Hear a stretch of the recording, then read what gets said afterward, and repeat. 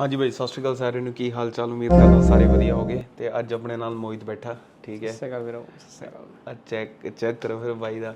ਤੇ ਸੀਨ ਆ ਚੱਲ ਰਿਹਾ ਕਿ ਬਾਈ ਬਹੁਤ ਸਾਰੇ ਚੇਂਜਸ ਆਏ ਨੇ 24 ਮਾਰਚ 2024 ਦੇ ਵਿੱਚ, ਠੀਕ ਆ। ਕੁਝ ਚੇਂਜਸ ਹੁਣ ਇੰਪਲੀਮੈਂਟ ਹੋ ਚੁੱਕੇ ਨੇ। ਪਹਿਲਾਂ ਲਾਈਕ ਅ ਪੋਲਿਸੀ ਆ ਰਹੀ ਸੀ, ਬਟ ਹੁਣ ਉਹ ਪ੍ਰੋਪਰ ਇੰਪਲੀਮੈਂਟ ਹੋ ਚੁੱਕੇ ਨੇ। ਤੇ 4 ਚੇਂਜਸ ਨੇ ਆਪਣੇ ਕੋਲ ਅੱਜ, ਤੇ ਚਾਰਾਂ ਬਾਰੇ ਡਿਸਕਸ ਕਰਾਂਗੇ, ਠੀਕ ਆ। ਵੀਡੀਓ ਮੇ ਵੀ ਲੰਬੀ ਹੋ ਸਕਦੀ ਆ, ਬਟ ਇਨਫੋਰਮੇਟਿਵ ਆ ਜਿਹੜੇ ਵੀ ਅਪਲਾਈ ਕਰ ਰਹੇ ਨੇ ਜਾਂ ਜਿਹੜੇ ਇੱਧਰ ਰਹਿ ਰਹੇ ਨੇ ਉਹਨਾਂ ਲਈ। ਤੇ ਵੀਡੀਓ ਥੋੜੀ ਜਿਹੀ ਲੰਬੀ ਹੋ ਸਕਦੀ ਹੈ, ਬਟ ਵਧੀਆ ਇਨਫੋਰਮੇਸ਼ਨ ਹੈ, ਠੀਕ ਹੈ। ਵੀਡੀਓ ਪੂਰੀ ਦੇਖਿਓ ਐਂਡ ਤੱਕ। ਜੇ ਕੋਈ ਤੁਹਾਡਾ ਕੋਈ ਕੁਐਸਚਨ ਹੋਏ ਤੇ ਮੈਨੂੰ ਜਾਂ ਮੋਹਿਤ ਨੂੰ DM ਕਰਕੇ ਪੁੱਛ ਸਕਦਾ ਹੈ, ਜਾਂ ਕਮੈਂਟ ਸੈਕਸ਼ਨ ਹੈ ਹੀ, ਉਹਦੇ ਕੋਈ ਪੈਸੇ ਨਹੀਂ ਲੱਗਦੇ, ਠੀਕ ਆ। ਤੇ ਕਰਦੇ ਹਾਂ ਫਿਰ ਸ਼ੁਰੂ ਇੱਕ ਵਾਰੀ ਫਿਰ ਤੋਂ ਹਰਮਨ ਸਰਦਾਰ ਚੈਨਲ ਤੇ। ਆਜੋ ਕਰਦੇ हैं अपना शुरू। तो भाई अब ये बताओ, जो अपना पहला चेंज आ रहा है, जो कि चेंज है अपना स्टूडेंट टूरिस्ट टू स्टूडेंट। हाँ भाई, चक्कर ये है कि जैसे कई बच्चे आजकल क्या कर रहे हैं कि उन्होंने 12th कर ली है, ठीक है, और उनको जैसे उनके कुछ मार्क्स कहीं कम है या उनका IELTS या PT स्कोर क्लियर नहीं हो रहा, तो वो क्या करते थे, वो ना टूरिस्ट वीज़ा लगवाते थे अपने अच्छे खासे फंड्स दिखा के, अच्छा अपना दिखा के बैकअप, और उनको टूरिस्ट वीज़ा मिल जाता था। या वो अपनी किसी फैमिली के पास यहाँ पर टूरिस्ट वीज़ा लगा के आ जाते थे और बाद में अपना स्टडी वीज़ा अप्लाई कर देते थे। और गवर्नमेंट भी उस टाइम, गवर्नमेंट को भी नीड थी स्टूडेंट्स की, तो इसलिए वो स्टडी वीज़ा ईजिली दे रही थी। बट चक्कर अब क्या हो गया है, अब उन्होंने वो रेयरली, मतलब काफ़ी हद तक बंद कर दिया है कि स्टूडेंट जो टूरिस्ट वीज़ा से लगा के आएगा और वो अब अपना स्टडी वीज़ा नहीं डाल सकता, ठीक है। या तो उसको प्रॉपर स्कोर यहाँ पर फिर से IELTS PT का स्कोर देना पड़ेगा, या कुछ ऐसी रिक्वायरमेंट्स है वो पूरी करनी पड़ेंगी, जिसके बाद वो जाके अपना स्टूडेंट वीज़ा डाल सकता है टूरिस्ट से। तो ये कोई इजी नहीं है, बहुत अब इन्होंने मुश्किल कर दिया है। कि पहले कभी सोचते थे कि हम टूरिस्ट लगाएंगे और टूरिस्ट से हम स्टूडेंट कर देंगे, या अभी कुछ जैसे न्यूजीलैंड है, ठीक है। न्यूजीलैंड कुछ काफ़ी बंदे स्टूडेंट वीज़ा पे आए हुए हैं, पर वो क्या करते हैं कि स्टूडेंट वीज़ा से पहले ऑस्ट्रेलिया टूरिस्ट वीज़ा डालते हैं और टूरिस्ट से फिर वो कन्वर्ट कर देते हैं। बट अब ये जो कुछ टाइम आया, जैसे आपका 24 तारीख के बाद, सॉरी 23 मार्च के बाद 2024 के बाद जो आपका ये कुछ रूल्स निकल के आए हैं, उससे ये पता लगा है कि अब कन्वर्ट कराना इतना इजी नहीं है, बहुत मुश्किल हो गया है। तो आपको वो आगे फर्दर, या तो आपका ऑफर लेटर नहीं आता, कुछ नहीं आता, तब तक वो लटकाए रखते हैं। थोड़ा सा मुश्किल हो गया है टूरिस्ट से अपना स्टूडेंट वीज़ा अप्लाई करना। हाँ जी, बहुत मुश्किल हो गया। अभी थोड़ा सा देख के करना। अगर आपको कोई ऐसा कैविरा करवा देंगे तो अपने पैसे मत फंसवा के बैठ जाना, पैसे मत फंसवा देना, थोड़ा देख के करना। हाँ जी, अपनी इन्फॉर्मेशन अच्छे से करना। तो सर भाई, अभी दूसरा जो चेंज आ रहा है अपना, चेंज इन इंग्लिश रिक्वायरमेंट्स। हाँ जी भाई, तो ये अपना सेकंड पॉइंट है कि change in English test requirement. चाहे वो जैसे कुछ बच्चे अपना IELTS करके आते हैं, PT करके आते हैं, ऑस्ट्रेलिया मेनली ज़्यादातर PT करके आते हैं। IELTS वाले वो होते हैं जो जिन्होंने कभी पहले कनाडा का अप्लाई करा पर उनका कनाडा का बना नहीं, देन वो अपना फिर से मतलब ऑस्ट्रेलिया अप्लाई कर। जो इनका पहले था वो था ओवरऑल 6 एंड मिनिमम स्कोर था 5.5, बट अब इन्होंने 6 को हटा के 6.5 कर दिया और मिनिमम 5.5 है। यानी कि आपके किसी भी मॉड्यूल में 5.5 से कम नहीं होने चाहिए, और आपका ओवरऑल स्कोर जो बनना चाहिए वो 6.5 बनना चाहिए, ठीक है। ये इन्होंने ग्रेजुएट टेम्परेरी वीज़ा वालों के लिए करा है, जो ग्रेजुएट वीज़ा के लिए आ रहे हैं। एक चीज़ और इन्होंने कर दी है कि जैसे कि आप पहले जो IELTS और PT स्कोर की जो वैलिडेशन थी वो कई जगह 3 साल थी, कई जगह 2 साल थी। अब इन्होंने हटा के उसको 1 साल कर दिए कि अगर आप कोई भी कोर्स कर रहे हो फिर से या कुछ भी कर रहे हो, आपको PT और IELTS स्कोर फिर से देना ही देना पड़ेगा। एक तरीके से हम ये कह सकते हैं कि ये पैसे बनाने का भी तरीका है, क्योंकि अगर कोई भी फिर से कर रहा है तो उसको फिर से टेस्ट देना पड़ेगा, तो इसमें दोनों को पैसे बनेंगे, ठीक है। और कई हद तक कहा जाए तो ये एक स्टूडेंट के लिए भी अच्छा है कि उसको बार बार अपनी इंग्लिश रिक्वायरमेंट्स करके उसका जब वो एंड में PR फाइल करेगा, कुछ करेगा, उसके लिए वो स्ट्रांग हो जाएगा कि वहाँ पर वो अपने 8 या 7 बैंड स्कोर कर सके। हाँ, जो कि उसको PR में थोड़ा सा इजी पड़ जाए PR लेना। हाँ जी, तो ये पैकेज ऑफ एक एली कोर्स आता था जिसमें क्या कहते हैं, छोटी स्ट्रीम के कोर्सेज कर सकते हैं, लाइक ट्रेड कोर्स। और जो पैकेज ऑफ एली कोर्स है उसमें पहले आप ट्रेड कोर्स लेने के बाद आप आगे अपना ग्रेजुएट या कुछ फाइल कर सकते थे, जिसका जो स्कोर था 4.5 था, जिसको बढ़ा के 5 कर दिया है। और जो नॉर्मल एली कोर्स है उसका जो स्कोर है वो 4.5 ही है, उसमें कोई चेंज चेंज नहीं आया। तो ये कुछ चीज़ें हैं जिसमें मतलब आपके चेंज हुए हैं स्कोर में। और वैसे अभी तक ग्रेजुएट वीज़ा में ही सुनने में आ रहा है, उससे ज़्यादा ये और किसी चीज़ में सुनने में नहीं आ रहा।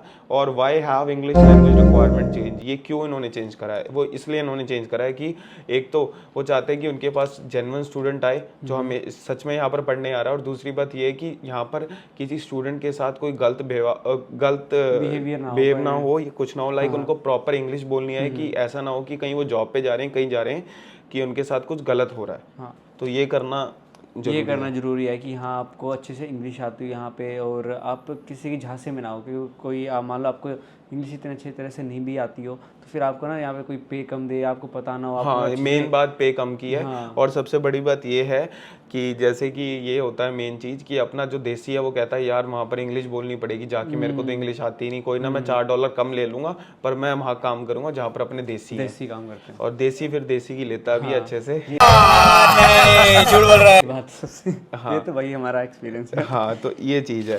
तो हाँ जी सर, अब अगला पूछिए।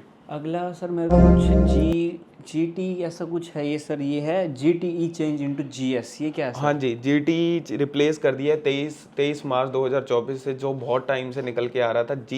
GT जो हम GT किसको कहते हैं, जनवरी टेम्पररी इनरोलमेंट को हम GT कहते हैं, वो चेंज करेगी है GS से। पहले इसको लोग सारे GST कह रहे थे। GST मतलब गुड्स एंड सर्विस टैक्स नहीं, GST मतलब जेन्युइन स्टूडेंट टेस्ट।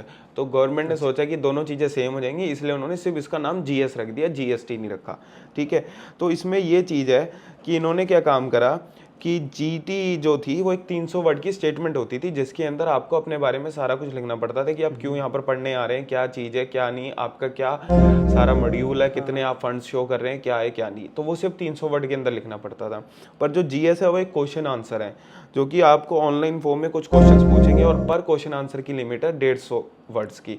ठीक है, इसमें एक फ़ायदा भी है कि आपको अपने क्वेश्चन के आंसर को बहुत अच्छे से फॉर्म करने का मिल गया। अगर मान लो वो क्वेश्चन पूछ रहे हैं कि आप क्यों यहाँ पर फर्दर स्टडीज करना चाहते हैं, तो आपके पास पूरे 150 वर्ड है उसको अच्छे से एक्सप्लेन करने के लिए।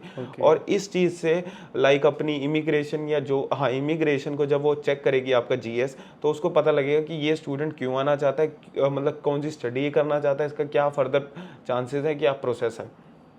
ठीक है, और इसके अंदर और भी कुछ एडिशनल इन्फोज ऐड होंगी। लाइक ये नहीं है कि सिर्फ क्वेश्चन आंसर भी है, और भी आपसे कुछ पूछेंगे।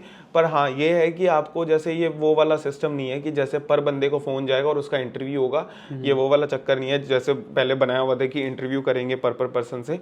ऐसा कुछ नहीं है, नॉर्मली पूछेंगे कुछ क्वेश्चंस के आंसर जो इनको ज़रूरत है, क्योंकि आजकल ये है कि ये चाहते हैं इनको हमेशा, अब ये है कि इनको जेन्युइन स्टूडेंट चाहिए, तभी इन्होंने इसका नाम भी GS रखा है कि जेन्युइन स्टूडेंट टेस्ट। इनको ये कि हमें हमारे पास कोई गलत स्टूडेंट नहीं आना चाहिए। जो अभी हमारे हरियाणा पंजाब से आ भी रहे हैं, आपको पता भी होगा, पर फिर भी हाँ जी, कोई अच्छे तो कई उससे बहुत दिक्कत हो रही थी, इसलिए ये चाहते हैं कि इनको हमेशा जेन्युइन स्टूडेंट चाहिए। सर जब आप ये बताओ, ये पोस्ट स्टडी वर्क वीज़ा में क्या सीन हुआ है, इसका क्या चेंज है? हाँ भाई, ये अपना लास्ट पॉइंट है पोस्ट स्टडी वर्क वीज़ा के ऊपर, कि जिसको हम TR कह देते हैं, यानी कि 485 वीज़ा, लाइक वर्क वीज़ा जिसको भी कह देते हैं हम। तो पहले क्या था कि ये था कि the 2 year extension introduce in July 2023। जब जुलाई के अंदर इनकी बहुत लगी पड़ी थी, इनको बंदा चाहिए था हर एक फील्ड में, लाइक लेबर की या मैन फोर्स की कमी थी। तो इन्होंने क्या काम करा कि कुछ फील्ड के अंदर इन्होंने जैसे 2 साल की TR थी उसमें प्लस 2 साल और बढ़ा दिए थे, यानी कि 4 साल की TR दे रहे थे ये। ठीक है, तो अब इन्होंने क्या करा, इस बीइंग डिस्कनेक्टेड फ्रॉम मिड 2024, यानी कि 1 जुलाई 2024 से वो डिस्कनेक्ट कर देंगे। यानी कि सिर्फ आप किसी भी सेक्टर में डालो एक्सेप्ट नर्सिंग और मतलब पोस्ट नर्सिंग और बड़े वाले रिसर्च सेक्टर में, वहाँ पर वही है जितनी है, डायरेक्ट PR नहीं, जितनी है वर्क वीज़ा, जितना वर्क वीज़ा उतना ही है। पर कई इन्होंने उसमें कर दिया था कि 4 साल की करती थी, एक्सटेंड कर सकते थे। This means international graduate who complete their studies after May 2024 will not be eligible for the additional 2 years on their temporary graduate visa, यानी कि सब क्लास 485 के अंदर। तो आप अब जो भी कोर्स कर रहे हो, जिनमें आपको पहले उसने एजेंट ने दिखाया था कि आप 4 साल के लिए 2 साल के लिए और एक्सटेंड कर सकते हो, अब वो एक्सटेंड नहीं होगी, चाहे वो इंडियन स्टूडेंट है या नेपाली स्टूडेंट है। क्योंकि कईयों ने ये डाला था कि इंडिया और ऑस्ट्रेलिया की कोई ट्रेड हुई है जिसमें नई इंडियन स्टूडेंट्स का नहीं हुआ। तो जो भी स्टूडेंट हो उसके लिए इन्होंने 2 साल की करी हुई है, 2 साल की एक्सटेंड नहीं होगी। पर एक बात है, जो अपने ट्रेड कोर्स हैं, जैसे कुकरी हो गया, ऑटोमोटिव हो गया, अपना प्लम्बिंग हो गया, कारपेंट्री हाँ कारपेंट्री हो गया, इनकी टीआर वही 18 मंथ्स की ही है। हाँ, इनकी 18 महीने की है, इनकी चेंज नहीं हुई, पहले इनकी 2 साल की थी, बट जैसे ये कभी आज से बहुत टाइम पहले ये 18 महीने की चल रही थी, तो गवर्नमेंट ने आके वापस ही इसको 18 महीने का कर दिया है। पर अगर आप देखा जाओ, अगर आप अपना जॉब रेडी प्रोग्राम कंप्लीट करते हो, उसके लिए आपको 11 से 12 महीने ही चाहिए होते हैं उसको कंप्लीट करने के लिए। अगर आप अच्छे से अपना जॉब रेडी प्रोग्राम करते हो, आप 11 से 12 महीने के अंदर कंप्लीट कर देते हो, उसके बाद भी आपके पास 5 से 6 महीने बच जाते हैं। तो ये उसमें अपना फाइल प्रोसेस वगैरह, आइल्स पीटी वगैरह जो आपको करना वो कर सकते हो। हाँ, इजी है वैसे टीआर डाल के पीआर लेना। हाँ, तो ये कुछ पॉइंट्स थे जो कि अपडेट हुए हैं, इससे ज़्यादा तो कोई अभी दिमाग में है नहीं और कुछ आया भी नहीं गवर्नमेंट के बिहाफ से। यही सब चीज़ें थी जो अभी चेंज हुई हैं, इससे अलावा तो मुझे नहीं लगता कोई है। बाकी अगर कोई होगा तो सिर्फ व्यूज़ के लिए खेल रहा होगा। हाँ भाई, जो मुझे कहते हैं कि आप बैड न्यूज़ ही देते हो, भाई जो न्यूज़ आएगी वही दूंगा, अपनी तरफ से बना के तो नहीं दे दूंगा मैं। ये ठीक है, जो गवर्नमेंट बताएगी वही देगी। ये थोड़ा ना मैं कह दूंगा कि 500 बंदों की लॉटरी पीआर सिस्टम निकल रहा है। हाँ भाई, ऐसी बात नहीं है, बात हो रही है, कुछ न्यूज़ आती हैं जिसमें कहते हैं कि हाँ भाई हर साल 5000 बंदों को लॉटरी सिस्टम से पीआर देंगे, कि लॉटरी निकला करेगी, उसके हिसाब से हम 5000 स्टूडेंट को पीआर देंगे, चाहे वो इंडिया से हो, नेपाल से हो, या चाइना से हो, वियतनाम से हो, थाईलैंड से हो, जहाँ मर्जी से हो।